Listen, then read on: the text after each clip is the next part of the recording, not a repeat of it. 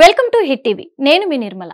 మన దేశం ఇతర దేశాలతో పోటీ పడుతూ ముందుకు వెళ్తున్నా కూడా ఇప్పటికీ దేశంలో తీవ్ర స్థాయిలో కుల వివక్షత ఉంది. ప్రపంచ దేశాలతో పోలిస్తే మన దేశంలో కుల వివక్ష, ఆర్థిక అసమానతలు తీవ్రంగా ఉన్నాయని పలు సర్వేల్లో తేలింది. కులగణన చేస్తే ఏ కులం వాళ్ళు ఎంతమంది ఉన్నారు, ఎవరి దగ్గర ఏముంది, ఎవరు పేదలు అనే వివరాలు తెలుస్తాయి. శరీరంలో ఏదైనా వ్యాధి ఉందో లేదో తెలియాలంటే ఎక్స్రే ఎలా చేస్తామో దేశంలో కూడా కుల వివక్ష అనే వ్యాధి ఉంది. అది ఏ స్థాయిలో ఉందో తెలుసుకునేందుకే కులగణన లాంటి పరీక్షలు చేయాల్సిందే. మన దేశంలో కుల వివక్ష కూడా సముద్రం లోపల ఉన్న మంచుగడ్డ లాంటిది. ప్రజలకు కనిపించనంత స్థాయిలో ఈ దేశంలో కుల వివక్షత ఉంది. ఇది దేశానికి చాలా ప్రమాదకరం. కుల వివక్ష అనుభవించే వారికే అర్థమవుతుంది. రాజకీయ, న్యాయ, కార్పొరేట్ వ్యవస్థల్లోనూ కుల వివక్షత ఉంది. కార్పొరేట్ వ్యవస్థల్లో ఇప్పటి వరకు ఎంతమంది ఎస్సీ, ఎస్టీ, బీసీలు పనిచేస్తున్నారు? మీడియా రంగంలో ఆదివాసీలు ఎంతమంది ఉన్నారు? ఇప్పటికీ ఎంతమంది దళితులు మేము దళితులము, మాది దళిత కులమని గొప్పగా చెప్పుకోగలుగుతున్నారు? రాష్ట్రంలో, గ్రామాల్లో కుల వివక్షత పేరుతో ఎంతమందిని వెలివేస్తున్నారు? కుల వివక్షతను రూపు మాపడానికి, ప్రజల మధ్యలో ఉన్న రేఖలను తొలగించడానికి ఈ కులగణన సర్వే. ఇది కేవలం తెలంగాణ రాష్ట్రానికి మాత్రమే కాదు, దీనిని విజయవంతం చేసి దేశానికి దీనిని ఒక రూల్ మోడల్గా అయ్యేలా చేయడం. కులగణన ద్వారా వచ్చిన రిపోర్ట్స్ ఆధారంగా జనాభాకు తగ్గట్టు రిజర్వేషన్లు, రాష్ట్ర సంపదను అందించాలి. అవసరమైన కులాల జనాభా ఆధారంగా రిజర్వేషన్లు 50% కంటే పెంచాలి.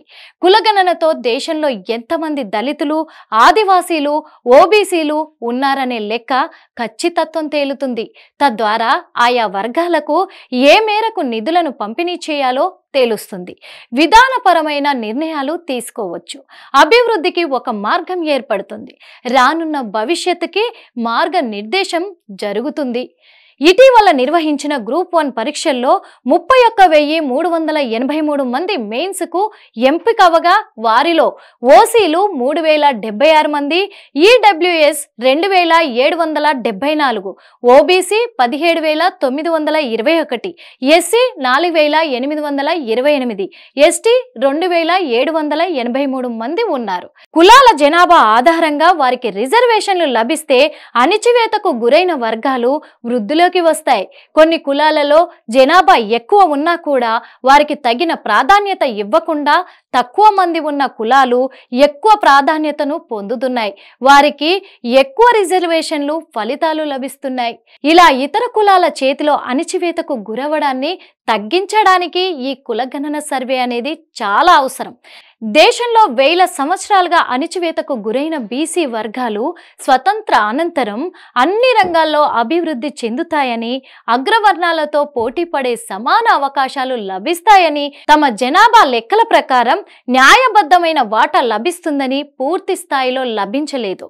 చట్టసభలలో రిజర్వేషన్లు లేకపోవడం వల్ల బీసీల ప్రాతినిధ్యం నామమాత్రంగా మారింది. దేశ పరిపాలనలో వారు భాగస్వాములు కాలేకపోతున్నారు. ఎస్సీ, ఎస్టీలకు వారు జనాభా లెక్కల ప్రకారం చట్టసభలలో రిజర్వేషన్లు ఉండడం వల్ల వారి ప్రాతినిధ్యం కొంతవరకైనా మెరుగుగా ఉంది.